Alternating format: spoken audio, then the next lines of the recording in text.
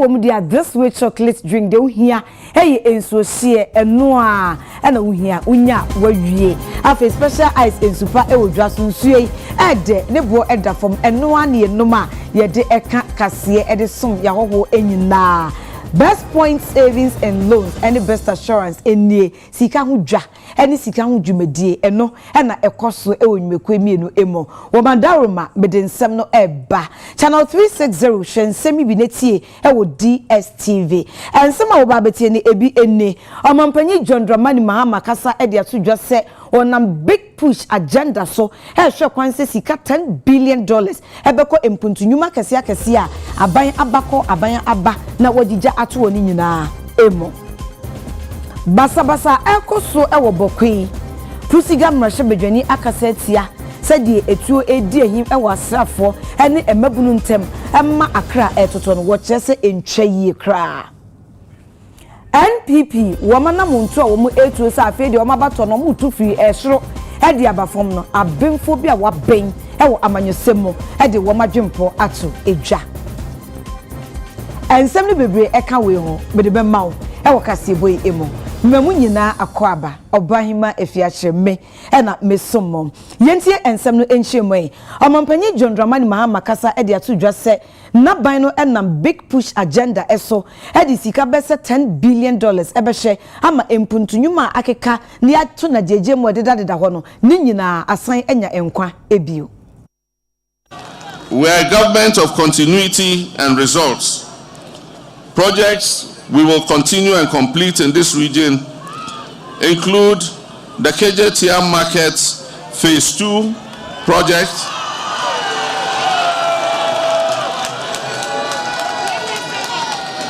and before I came here, I visited the market and I spoke to the contractors,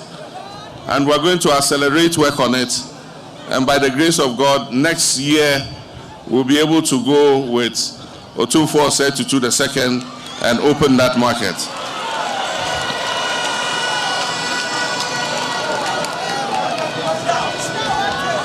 Under the big push,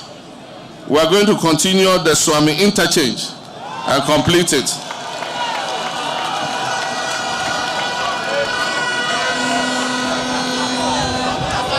By the grace of God, by next year, we will finish the Krofrom and Mamponte markets.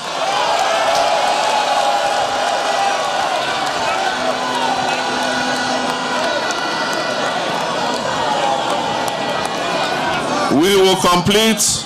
the Afari Military Hospital and the Sewa Regional Hospital.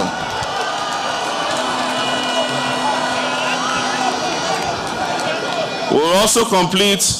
the Konfanoche Teaching Hospital Maternity and Children's Block. We will rehabilitate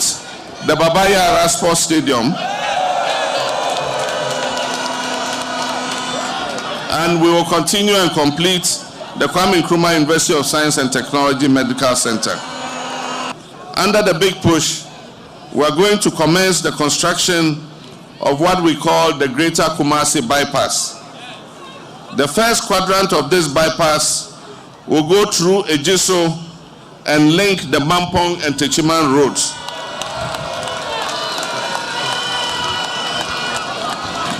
It means that all the big articulated trucks that are heading to Burkina Faso and Mali will no longer come through Kumasi City. They will turn right at Ejiso and appear on the Techiman Road.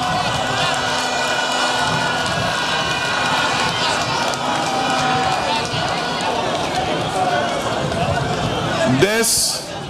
will help decongest the city. It will promote safer travel and restore Kumasi's urban integrity. We also have earmarked the reconstruction of roads in the Tepa area, in the Manso area, and in the Adanse areas.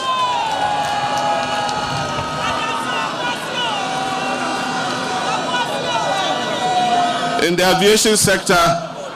the contract has been awarded and the contractor is mobilizing to site for the extension of the runway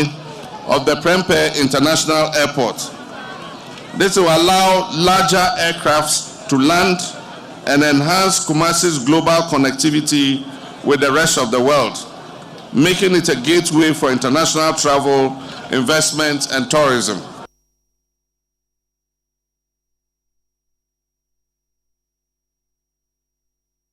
Ghana Education Service to just say Sankofa Yenchi enti parent teacher association PTS nyina ekoya yasan akofa bio enti say die senior high school sa ewo omai emo technical any STEM adesuafo ni nyina any won school sa horo emo no PTA esan ababio enmanimu ya aba na aba no atenase na ensem bia efi Ghana Education Service mpanyimfo atena atodwa no wo kyese wotu anamo ati se de be ya awofo empotamu any achechefo betumi dinkita ho mapa ebeboa ma won mano enwumasua ene wadeche ni nyina atumi agina ne nan so pa Ghana Education Service nam so ede atodwa se the parent teacher association PTS no na bosse structure no de ebeye juma wom ebede ene sikasem nkontabuo nyina se de ebekọ no wom de ho hyehyɛ ne begu akwan so pepepe na ebrepem no wode amane suku sahoro no enyina wo se anamonto beboa ma pepepe akoso na se de PTA be na juma e wo suku biam no atumi aye pepepe ama Ghana fanan enyina enema akoyie wei ayensem a owura Daniel Fenyi a oye head of public relations e wo Ghana Education Service ode ne nsa ahye ase wonam so head to Ghana fo nyina enim se one type PTA for echi e wo ndwumadie ni wanamonto nyina emo na emwa emma enkoda no masua entumi enyina brane osofo hwe anwode ne wonsem so eye ono abo jonjinapo ode atodwa se ene eba na nwode ne FM a empanyifo de hihye mapa egu akwama ebetumi aboa amachese renewable energy nko ano sika $85 million akwakoshe dwumadie bi mo wa ebeboa ama omanfo mo potamu dichiu ene enkrase ne asasetam eye island ahoro no watumi enya chefa ewo. Is no longer Ministry of Energy, but Ministry of Energy and Green Transitions, with a focus on shifting the nation's energy sector and economy towards sustainability and long-term economic growth underpinned by renewable energy. This includes promoting renewable energy sources such as solar, wind, biomass, mini hydros, and other new forms of renewable energy to ensure that we have a just and equitable transition to a low carbon future. In this regard, the ministry has launched the Ghana Scaling Up Renewable Energy Program, known as SREP, and we did this on 30th May 2025 at Lala. This project is funded with an 85 million grant from the African Development Bank, Climate Investment Fund, SECO, and the government of Ghana. The project aims to deploy 12,000 net metered solar PV systems across homes, construct 35 mini grids to supply electricity to 70,000 people in 47 island communities, and ensure that we supply 1,450 solar home systems for remote grid households and public facilities. The ministry is also facilitating the development of a 200 megawatt solar project at various locations across the country. In addition, a 25 megawatt floating solar plant is being built at the Bui power station to bring the total capacity to 30 megawatts, with the floaters being manufactured locally in line with our local content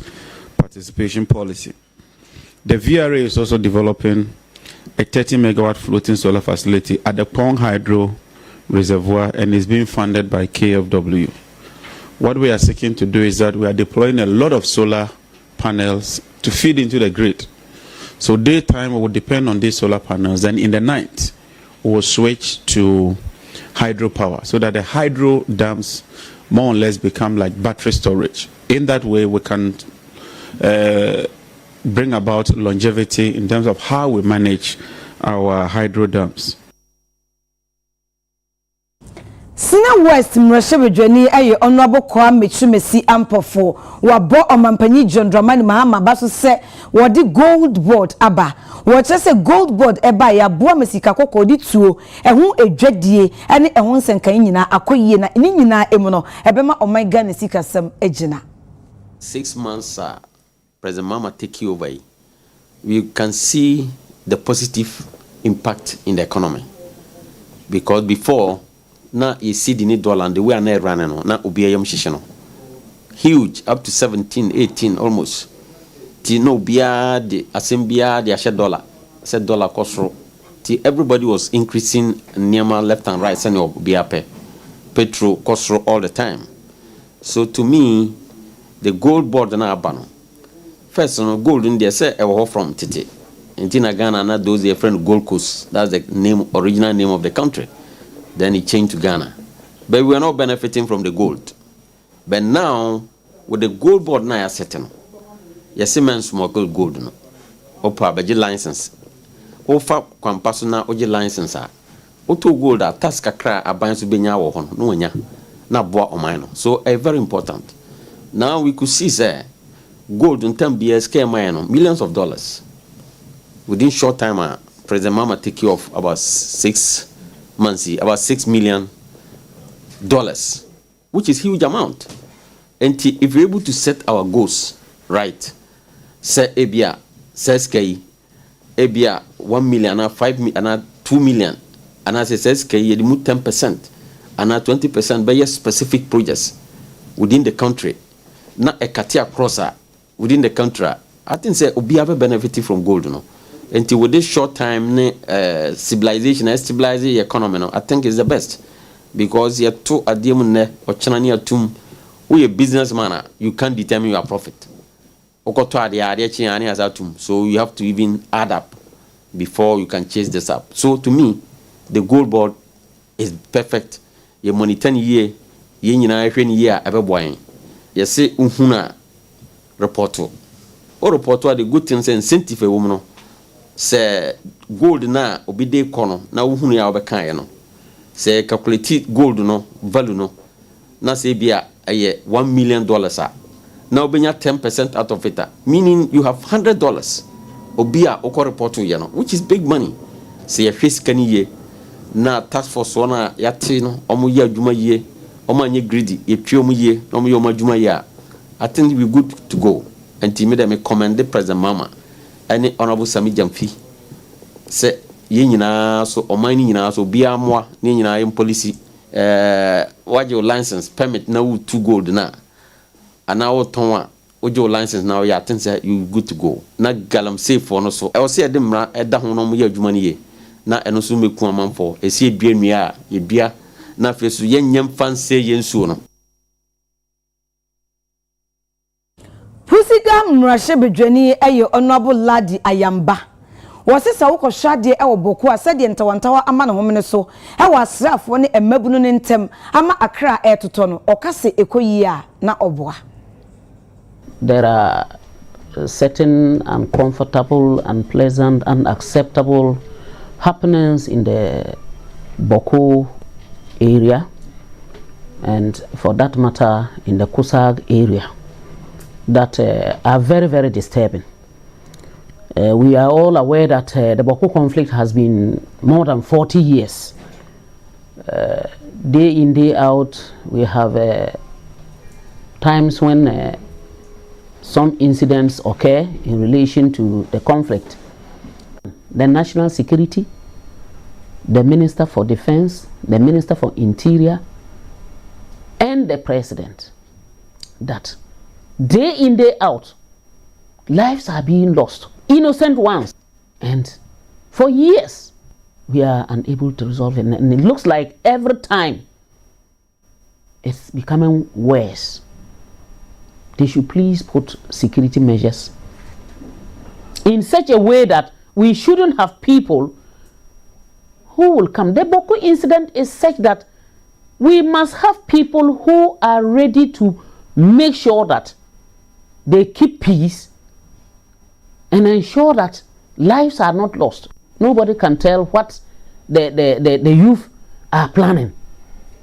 Nobody can tell. Some of us are not able to call home because of fear of even verbal attacks.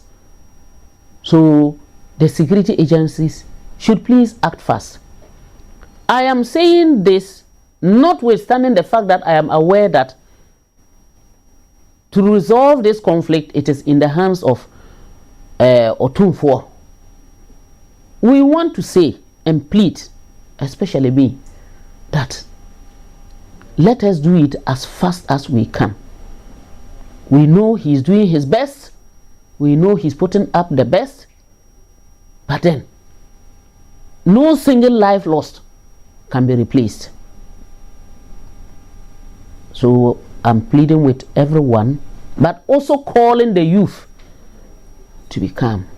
We are not sleeping. We are not resting on our OS. We are trying as much as we can to ensure that all is well for all of us.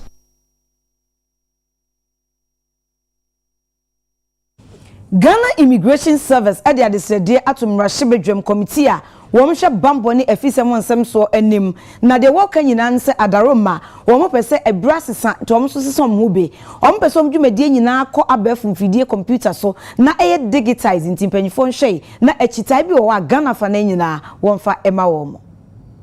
On behalf of the service, I would want to thank all members here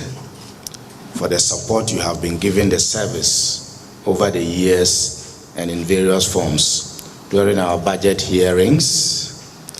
our legislative instruments we lay before the House.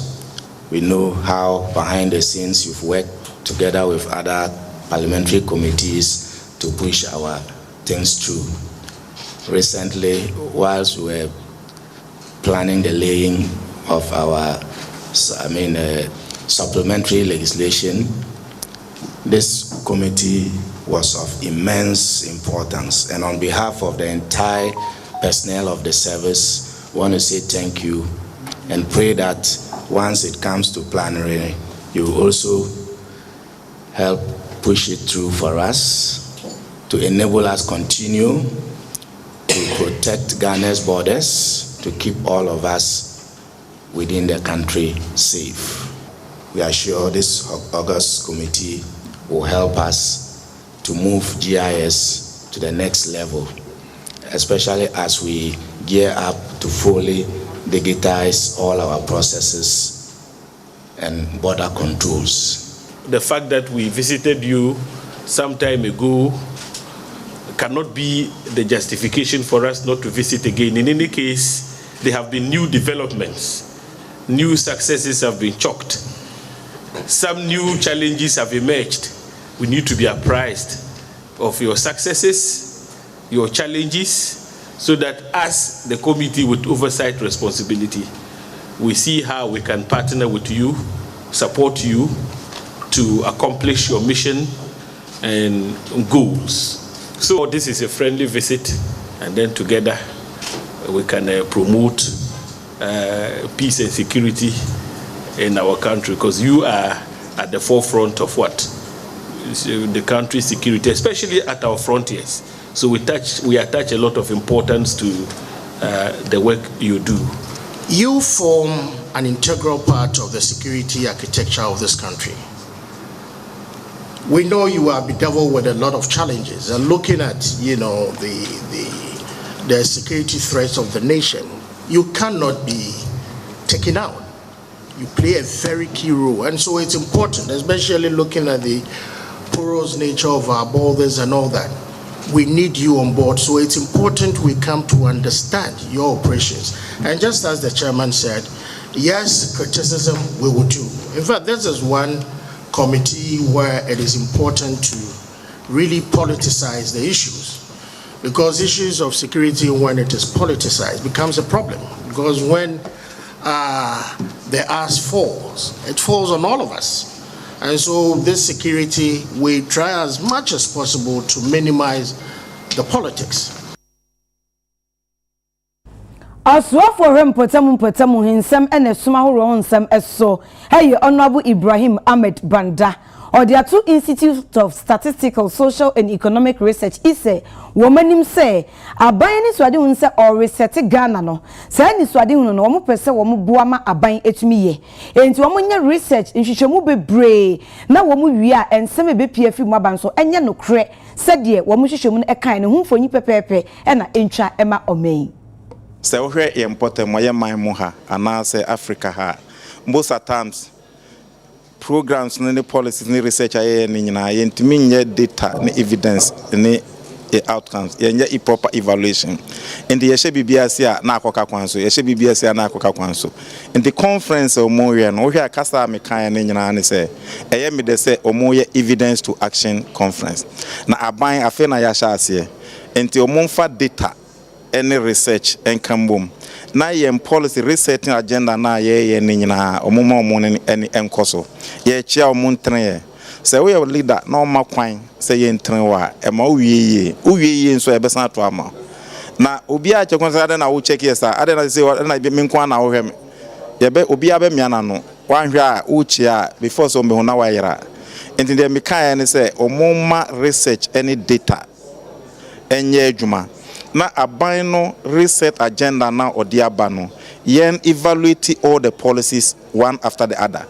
na ye move from slogan to action and the action must be evidence based I was say ye fa Ghana for ni nyina along the youth the women's group it must be participatory governance in nature civil society organizations faith based organizations yen for mu nyina emom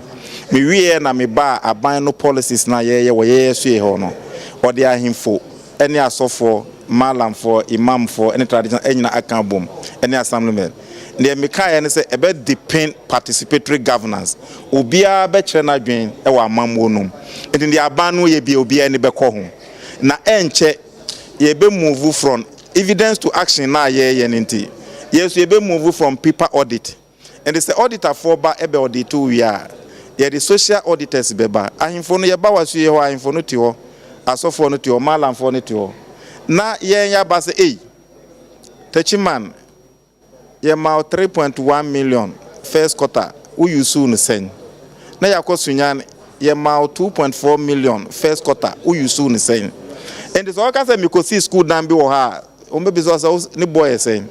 o ka say me ko two baller bi wo ha o me bi so ni boy enti ade a wudi timamfo no sikan eye no o mo mbe kire o madwen wo ho ankoyi a ombetu sendes kota no men yusu ni sa nti omunhwe ma yenchia ene efre no social accountability eno ntina ye mampenyene oka sa so ye miensa ni nyina ebom a ye efre no the tripod ministry. Very Reverend Kwame Amuafre or Superintendent Minister Ebuakwa Asimaso Circuit Methodist Church Ghana Osofopanya Kasetia Nanwa da Sakasaka Unity ewo emrashebedwem aba Electoral Commission eto wo emiamie bi ewo Ablekuma North abato mpesuaso nse entwa yie kra na wotwe mu na by election ekoso wo Ablekuma North eno ewo Greater Accra mantemu na no na abato no basabasa ebisi ya obi te se onimonyamfo Hawa Kumsin nkrofo bi etimi ekoto hye no so mprepra na ne afoforo aka na no na Very Reverend Kwame Amuafre a wo no eye sofo ono eye sofo panyin ewo Methodist asafo eno ewo Ebuakwa Asemaso kire se niam esi ye na nsem fata se oman ye koto aba eye kabima minka bi kire wadwene eba ne sen na yekoto aba basabasa ye aba sofo de nsem we etudwa abra na asafo no nkra bata baako wo mu edi wo mu 10th anniversary otoa nsem ne mu sei Ghana sisi we need oneness yehia enkabomu enti yeni saa de nugu asesem no every ye na enye baako e yabato na yeto wi a ni obawini no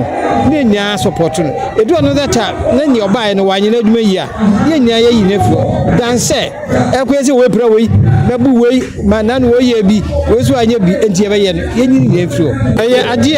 a tan na ani wupa aye kutu pan nkrofo bi e hye nkrofo bi so aye wasofo awaye waso ye koye bi bisaneti a ha so mayenya bi entue eka enya dia ehye animunyam sama mfro kora hwe ne Ghana ekoso Ghana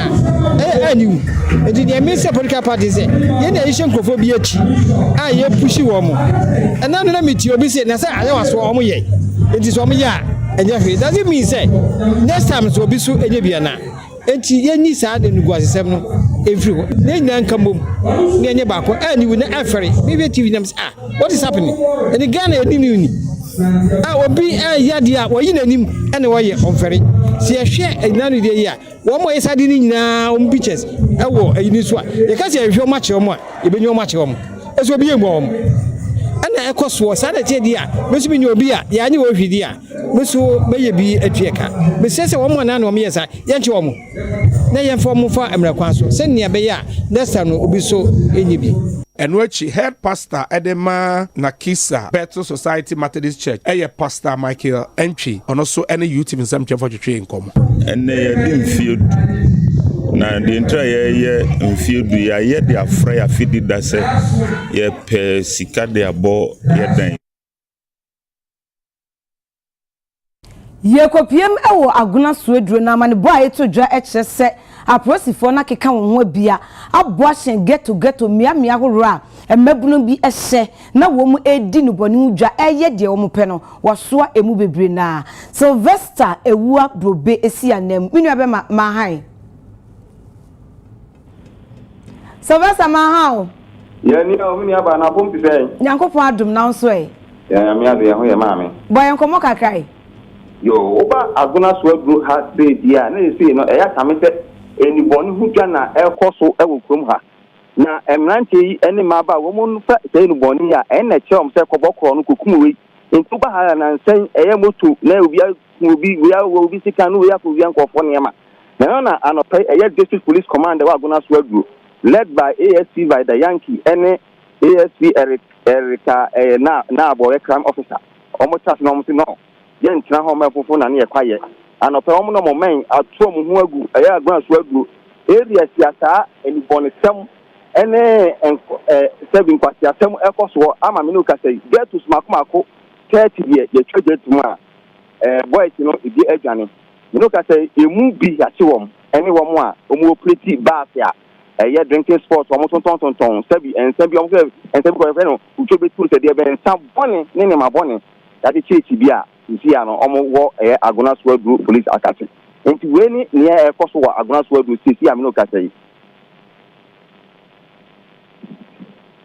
hello se dodo na omadwane se ni omo so omo no nyansa papa ni omo ye se get to be on be ye bia no da koto ensu ati enti ensu ati na get no ho enti before wo be du ho no na ye se omo tonsu no madwane na nsi am no kata police for no play bikura bebre on iPhone so me omo phone so akese ehye so mboto mu nyina se san se e wo mu so mu gyan wa to so mu so to mu ya fi so mu phone so mo enti me no kasa de so adro de eyam se no bone sam na de edwa de no ekwa na ekoso a na so commander ne chita for de omo so ma ye se omo ya ma je se ne tedi a no betu omo so sa amata enyama bone ekoso wo no eso abdas agona so adro eni mpate mu a yo anya wa ye na wase bibia pie fi ma na wo de amane ye matini aba weye de ekoso aguna suedru ene amane bofo no ene yen ache no yenko ensemfofo emu adisiafo a wo mo Ghana fa na nyina nso wo de afutuo ne kokobo ma won se enubone ennom ntraso ene ehu edwadie wonche ho emfiri ho se de be ya dache ebetumi aye fefefe ede ama wo mo Kropon kachi pani yo wa sokore mampon eye ononyamfo Ben Abdallah Hassan wase nansen mabunu bebre na enubone no mato ho aguso a wo munum ni se ya ni na nso gina namfosem ene nimdia o munni e wasa enubode ho ya wo munim se wonsunsuanso bode e o mapom de ni o mu asua so ensami wode tudwa wa bra Nuramin Islamic Senior High School eye o mo afimpre ni adununum Student Representative Council na wache e wo Kumasi eno no wa Asante Mantam ha eno so no ononyamfo Ben Abdallah Hassan ekasa wochim se ewumasua daachi ehia empanifo a womani swade hunu efa omubuom ho omdom ho nia wombetimi abo man Ghana na sesade no betimi abamudi a na ewtwase emabunu no etwe omho firi no bone ne niam ensem fata ho. Drug abuse is silently destroying the very core of our communities, draining the potential of our youth and threatening the dreams of countless families. The future we desire, a future of educated, responsible, and visionary leaders, cannot be achieved if our young people are trapped in the cycle of drug addiction. It is therefore our collective duty as governments, school authorities, parents, religious leaders, and peers to confront this menace head-on. Let us be clear. Drug abuse is not just a health issue. It is a security threat, a moral crisis, and a developmental blockade. As Municipal Chief Executive, I have seen firsthand how drug use fuels crime, breaks down families, and leads many young people to drop out of school and waste their talents. This is why, under my leadership, we have made it a top priority to fight drug abuse. To our teachers and parents, let us remain vigilant and create environments that nurture trust and guide us. Let us not be afraid to speak up when we see the signs. Let us become mentors, not judges. Eno eche no headmaster yoda Nuramin Islamic Senior High School ano Mohammed Bashar nso esre aban ne say school no hia niam bebre nti omra emeyo mo emoa. In fact, there was structures bebre uncompleted. Ye hia mo bebre. We share the total population school almost 1,500. Meanwhile, classrooms and nurse. Ewutu senya is mrashe bedwani eye honorable na koyo okuno. Odi table ni nkonwa ebubom mako ahensia akoye adoye ama school se dua ewo ne mpesua so se emoa ema adekye ni adesua enye fe. Yeah, the dual decks 600 and abaya de schools 10 ewo kaswa hase na 10 schools no ye be cheche decks ne kakaka no obi enye bi minim se schools are work also and it also but saying to me any na sa until with time no for be samba ni asa allocated to other schools almost so omonye bi aside that na yedim say your schools ni bebre a e wo ha say so your infrastructure problem in kolani bebre na say no omoba omonya bebi na even all those say your shift system no until ye be expansion ye be see more classroom blocks aka ho ye be see kgs ne ade aka ho ama ye secure land allocation for that ama contractors omo pese omo bede kra omo start ho ejuma na ade so it in the years to come by this year there at least no ebenya kg be yemi no ana miensa na yenya extra blocks classroom blocks our old schools no ho so we are doing about 3 or 4 projects as well and see by the end of the year there na your problem no so at yakọ from kakra na next year so yetumi ehun the way next academic year so yetumi ehun the way you best solve the other issues concerning our educational sector e work as well. Obi oni honorable na akoyo Dr. Enim say na koma ho ewo adesua ho ani nyama nhihye be ma adesua ho punto akoso nti edikai no the entire on behalf of the entire schools and GS and we to say isa na yede asida kese ade ma honorable ani nhihye pa waye wadwen ye nkwada na ho ne ye mbeblu no ho yenim say this will be one intervention ebeko akobwa na kwada sebe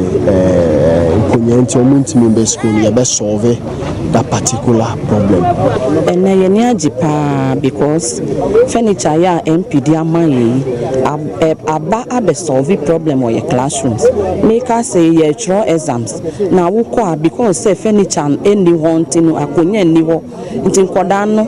omuche omumu into 2 nti ebi throw we are ansa na ebinom so akọ nti sesi a odi amaye yi de minim say e course school no na umbe start use ne nti it has aba at the right time ye ni ajipa.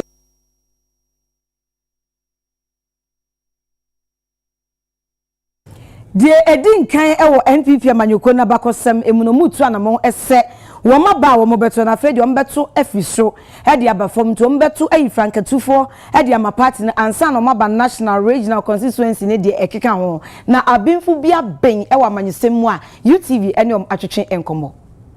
If anybody tells you say you see the trust and the best solve the ills in the party, I'm telling you that won't solve the problem. In fact, the problem they seek to solve, they would have a worse problem on their hands if they go ahead with that. There are people who will tell you, say, oh, to abani we dey ina e ba ko enye no kre. Ejebi wo ejebi ti ase da da we sia. Entokwa e wo party no. The battle lines are drawn, if you ask me. You won't go for almost support to Ebia Kennedy Japan. Oh, yeah, then a one no mujina. And you won't go for almost support for Dr. Baumia, the former flag bearer. Brian Champion one in call for Kwabene Japan one in call for. Any more can in our ominium tiadeni momo in our one in call for. The moment you select a leader, a flag bearer first, now we are also about be or more makawa asien. Flag bearer and a one call for once upon a time not too long ago, a similar thing happened in the MPP where people were told, so we say when it created a lot of mess for the party. They also mean it appears that early Congress to select the flag bearer potentially inures to the benefit of one particular candidate in the party, and a lot of people in the party who are not aligned to that particular candidate. How do you get those people to come and support the party when you have selected Ubia Omusususe, Kananabi, apathy will set in. And I think that there's a need for the party to have a rethink. Because some part no maintain one back was some say that. Na minimum the hunti person me sa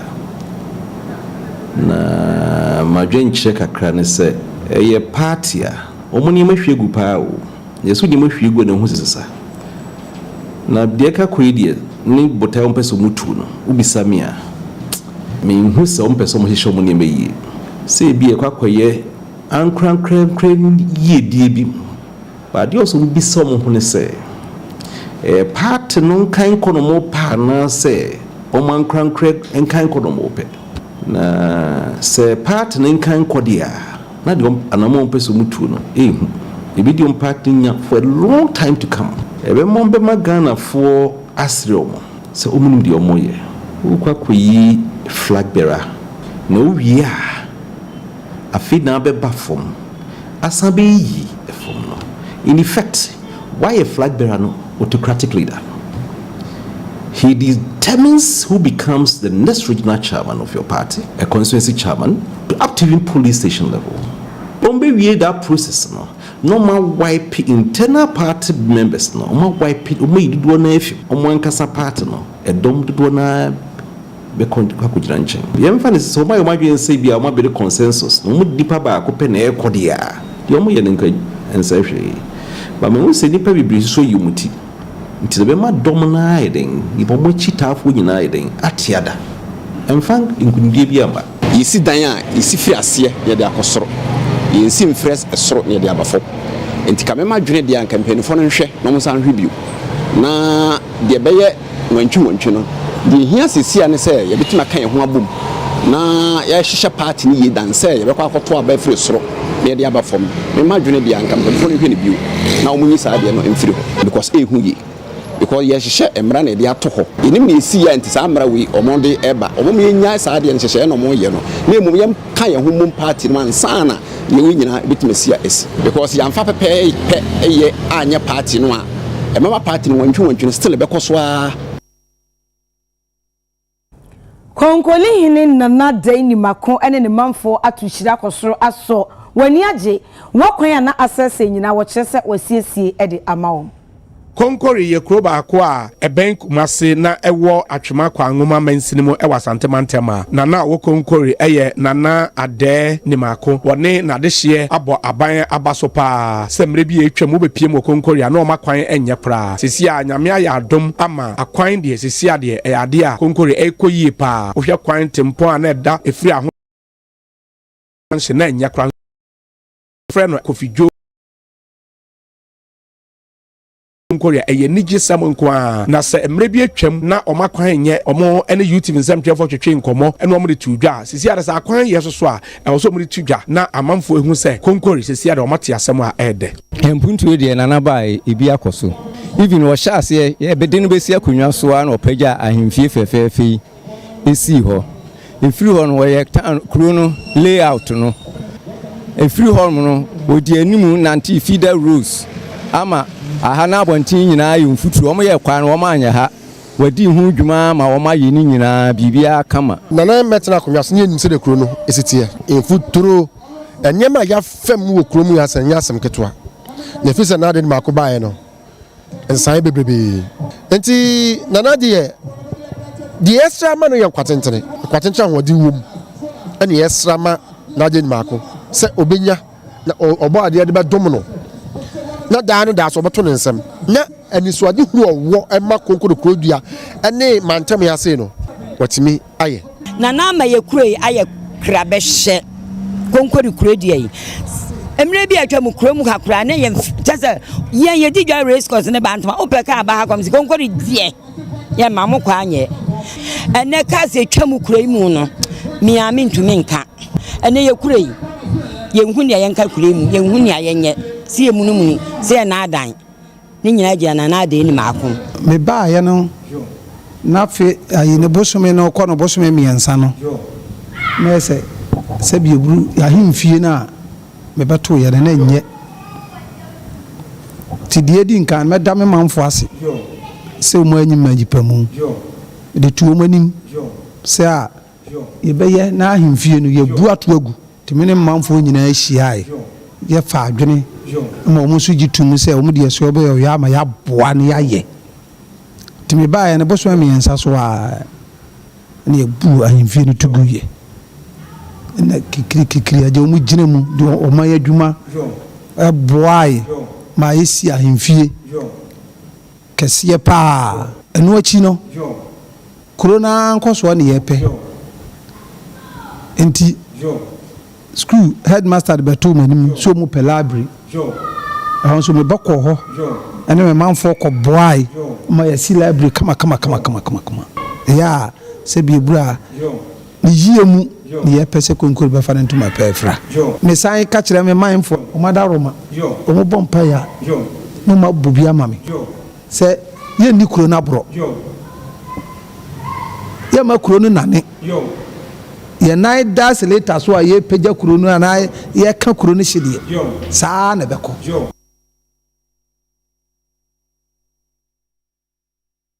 wo sheka say e United Television eso ye ship house Abeka Junction enkran ye beje nkrato ye ba bongo difara agopama so ense